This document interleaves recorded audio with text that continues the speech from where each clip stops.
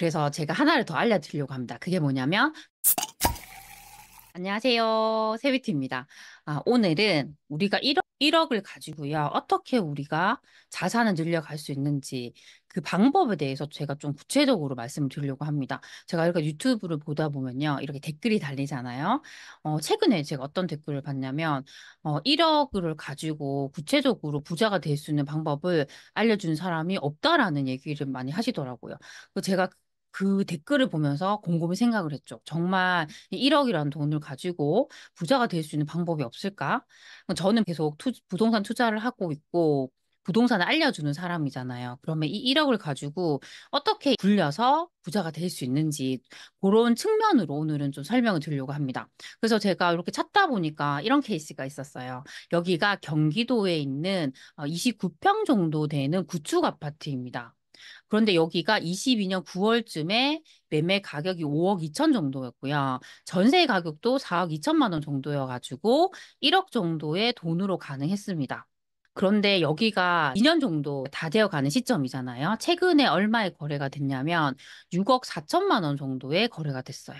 그러니까 거의 2년이 안 된 요 기간 동안 1억이 오른 거죠. 그러면 1억을 투자해서 1억을 벌었기 때문에 내 자산이 원래 1억이라는 돈을 그냥 가지고만 있었다고 하면 2년 동안 이자가 붙어봤자 미미하지만 그걸 가지고 전세를 끼고 집을 사뒀잖아요. 그래서 1억이란 돈이 더 생긴 거죠. 그래서 내 자산이 두 배가 된 거죠. 그쵸? 저는 이 방법이 너무 괜찮다고 생각합니다. 이 방법이 예전에도 가능했지만 지금도 충분히 가능하다고 생각합니다. 근데 우리가 1억은 어떻게든 만들어낼 수는 있잖아요. 그런데 이것도 나의 소득에 따라서 이 1억을 만들어내는 기간에는 차이가 분명히 있습니다. 제가 2년 만에 1억을 만들려면 매월 얼마 정도의 돈을 모아야 하는지 한번 계산을 해봤습니다. 계산을 해봤더니 매월 500만 원 정도씩을 모으고 이자가 한 4% 정도가 되면요. 거의 2년 만에 1억을 만들 수 있더라고요.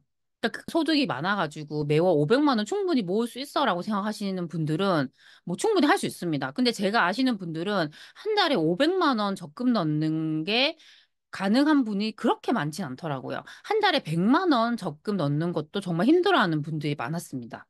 그런 분들이라고 하면요. 오히려 저는 그 돈을 그냥 예금 통장에 넣어 두시는 것보다는 이런 방법으로 우리가 열심히 부동산 공부를 해가지고 괜찮은 곳에 투자를 해서 돈을 굴려나가는 게 좋지 않나라는 생각을 많이 했습니다. 이렇게 해서 1억이라는 돈을 투자를 내고 1억이라는 돈을 벌었잖아요. 그럼 2억이 됐죠? 그러면 이런 아파트를 두 채를 살 수 있습니다. 지금은 취득세 중과 때문에 우리가 무한정 아파트를 늘려갈 수는 없습니다. 하지만 내가 1억으로 살 수 있는 것보다 이 2억이란 돈으로 더 좋은 아파트를 또 살 수도 있어요. 2억이면요, 지금 현재 서울에 있는 20평대의 아파트도 충분히 살 수가 있는 돈입니다. 그렇죠. 그러면 우리가 예전에는, 나는 서울에 있는 아파트 정말 엄두도 낼 수 없어라고 생각했던 분들도 내가 이렇게 돈을 굴려가면서 살 수 있는 거죠. 단번에 우리가 서울에 있는 정말 똘똘한 아파트, 뭐 반포에 있는 아파트, 강남에 있는 아파트 살 수는 없잖아요. 하지만 이 단계를 계속적으로 굴려가다 보면요. 분명히 그 아파트를 살 수 있는 순간이 오게 됩니다. 저도 처음에 제가 투자를 할 때 투자금이 없었어요. 제가 3천만 원 정도를 시작을 했는데 제가 그때 가능했던 이유는 지금보다 워낙 분양가가 저렴했기 때문에 뭐 미분양 분양권 같은 거 사도 분양가의 10% 정도만 있으니까 이 3천만 원 정도를 신용대출 받아서 할 수 있었습니다. 하지만 지금은 그때보다 워낙 분양가가 많이 높아지긴 했잖아요. 3천만 원으로 하긴 힘듭니다. 하지만 이 1억 정도의 돈으로는요, 저는 할 수 있는 것들이 정말 많다고 생각합니다. 그래서 제가 오늘은 전세 끼고 이 1억을 가지고 전세 끼고 매매를 하는 것에 대해서 말씀을 드렸지만 다음에는 뭐 분양권이라던가 다른 것들에 대해서도 좀 설명을 드리려고 합니다. 또 여기서 제가 끝을 내면 아쉬울 수 있잖아요.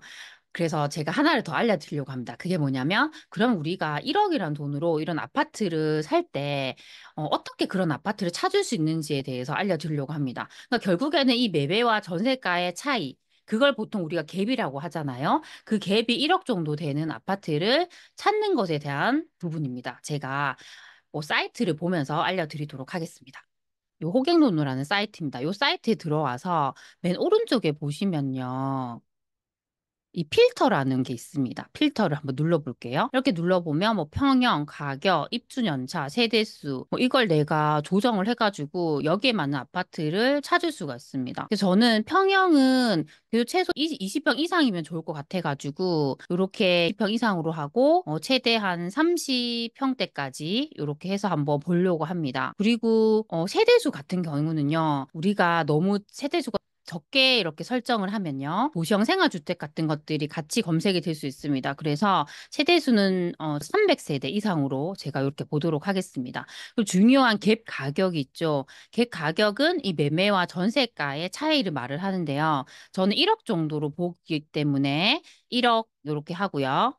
최대치도 거의 1억에 가깝게 이렇게 설정을 하도록 하겠습니다. 그래서 이 부분은 내가 가진 그 돈 기준으로 해서 설정을 하시면 되거든요. 이렇게 보시면 돼요. 이렇게 지도를 보시면 되고, 그럼 여기 한 번 더 여기 보면 여기 아래쪽에 이제 표시가 되는 부분이 이 부분에 나오거든요. 요거를 저는 갭 가격으로 바꿔볼게요. 그러면 갭 가격으로 나오죠. 그러면 현재 1억 정도의 돈으로 가능한 아파트들이 나옵니다. 그쵸? 그럼 여기서 내가 좀 관심 있는 동네를 보면 돼요. 근데 보통 우리가 지금 현재 기준으로 한 1억 정도 가능하다고 하면요.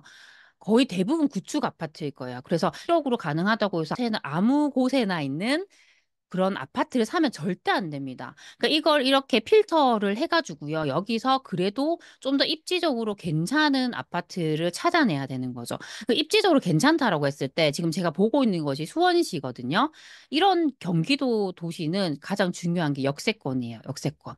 여기가 지하철역과 얼마나 가까이 있느냐도 중요하고요. 두 번째는 구도심의 형태로 되어 있느냐가 정말 중요합니다. 무슨 마을 이렇게 되어 있고 거기에 상권이나 학원가나 학군이나 이런 것들이 좀 잘 되어 있는 형태들이 있거든요.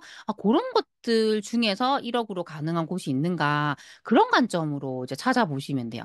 수원 같은 경우는 이렇게 보면 수인 분당선도 지나가죠. 여기 1호선도 지나가죠. 근데 1호선보다는 아무래도 수인 분당선 라인을 좋아하겠죠. 요 라인 지나가는 동네 중에서 1억으로 가능한 곳이 어딨지? 그러면 내가 만약에 여기 산다고 하면 나는 어디에 살고 싶을까라는 관점을 보셔야 돼요.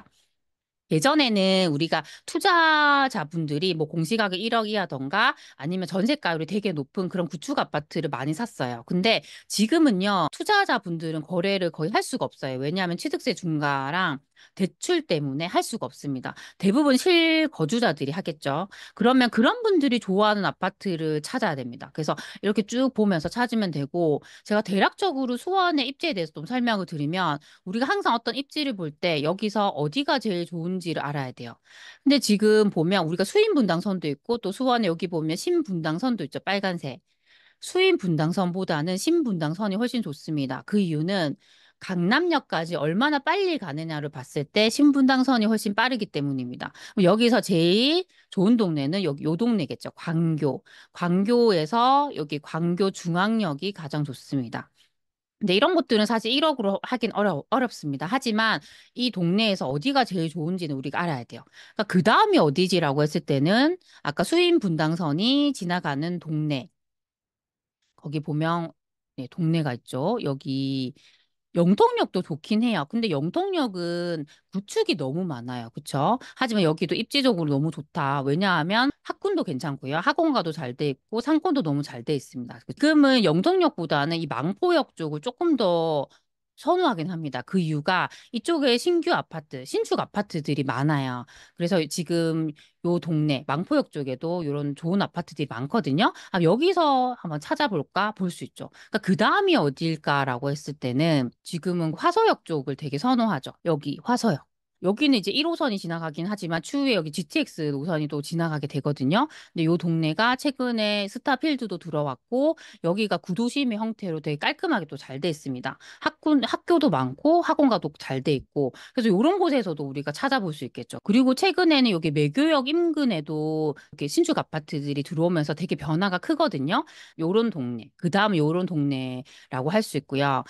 그리고 여기 메탄 권선역. 그 다음으로 요 동네를 좋아합니다. 근데 여기는 지금 신축 아파트보다는 아무래도 좀 구축이 좀 있긴 하지만 여기도 이제 좀 선호하는 동네거든요. 이런 식으로 조금 입지 순서를 좀 볼 수 있고 왼쪽으로 갈수록 입지가 조금씩 더 떨어진다고 보시면 됩니다. 그쵸? 그래서 이쪽에서 이제 광교를 중심으로 해서 우리가 이쪽으로 왼쪽으로 갈수록 조금씩 입지가 떨어지는구나 라고 볼 수 있습니다. 그래서 오늘은 1억을 가지고 우리가 어떻게 자산을 불려나갈 수 있는지에 대해서 좀 말씀을 드렸는데요. 정리를 해드리면 일단은 우리가 부동산 관점으로 조금 접근해 본다고 했을 때는 이 매매와 전세가의 차이가 1억 정도 되는 아파트를 사면서 점차 자산을 굴려 나간다는 것인데요.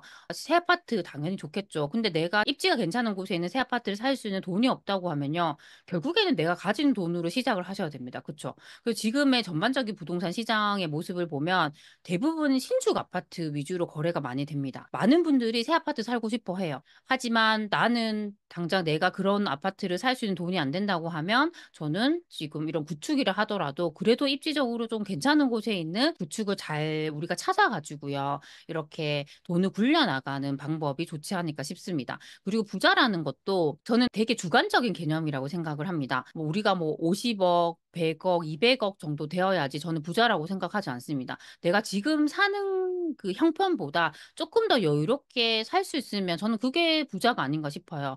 예전에는 우리가 배달 음식 시켜 먹을 때 돈 걱정하면서 먹을까 말까 고민을 하지만 내가 조금 여유가 생기면 배달 음식 시켜 먹을 때 걱정하진 않잖아요. 그쵸? 약간 그 정도.